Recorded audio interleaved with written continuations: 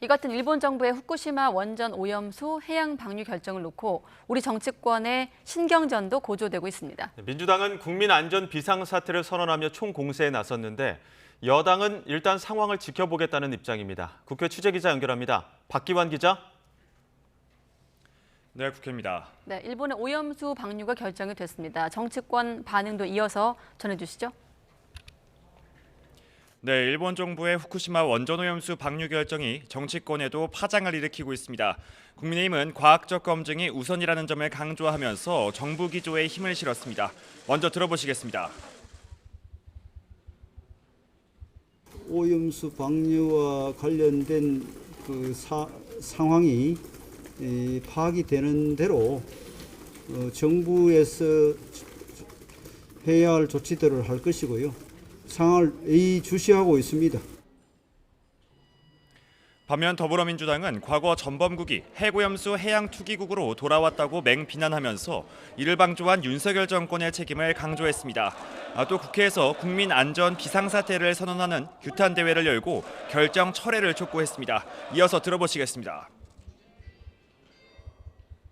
오염수를 막을 마지막 기회였던 이번 정상회담에서도 대통령은 수수방관으로 일관했습니다.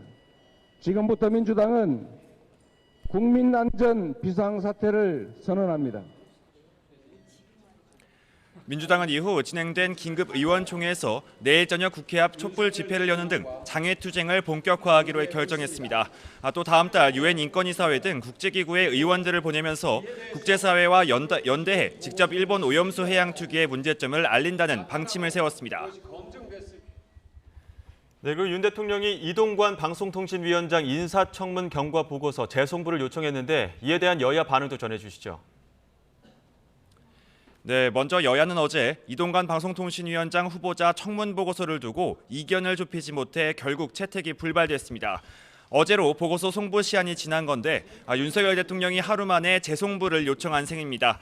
재송부 기한은 오늘을 포함해 사흘로 정해졌고요. 오는 24일까지 국회가 청문 보고서를 보내지 않으면 인사청문회법에 따라 대통령이 임명을 강행할 수 있습니다. 국민의힘은 이 후보자에 대한 의혹이 모두 해소됐는데도 민주당이 정부의 발목을 잡고 있다며 임명 강행도 불가피하다는 입장입니다. 반면 민주당은 결국 임명 강행을 위한 수순이 아니냐면서 국회를 무시하는 처사라고 맞서고 있습니다. 여기에 오늘 대법원장과 산업통상자원부 장관 후보자 지명을 두고 논란은 한동안 계속될 것으로 보입니다. 네, 김남국 의원에 대한 윤리특위 소위 포결도 예상이 됐는데 미뤄졌다고요? 네, 그렇습니다. 오늘로 예상됐던 무소속 김남국 의원에 대한 징계안 표결은 일주일 뒤로 미뤄졌습니다. 원인은 오늘 오전 나온 김 의원의 불출마 선언인데요. 김 의원은 내년 총선에 불출마하겠다며 지역 구민에 대한 죄송한 마음을 전했습니다. 논란이 불거진 지 석 달여 만인데 윤리특위 소위위원회에 징계안 표결을 앞두고 입장문을 낸 겁니다.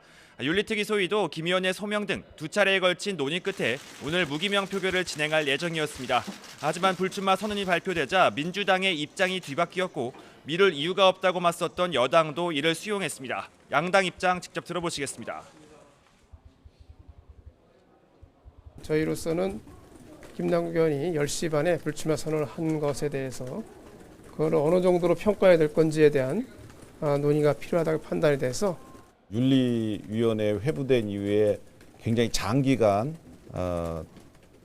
그 시간을 보내고 있어서 좀 오늘은 좀 소위에서는 결론을 내고자 했으나 민주당 입장을 수용해서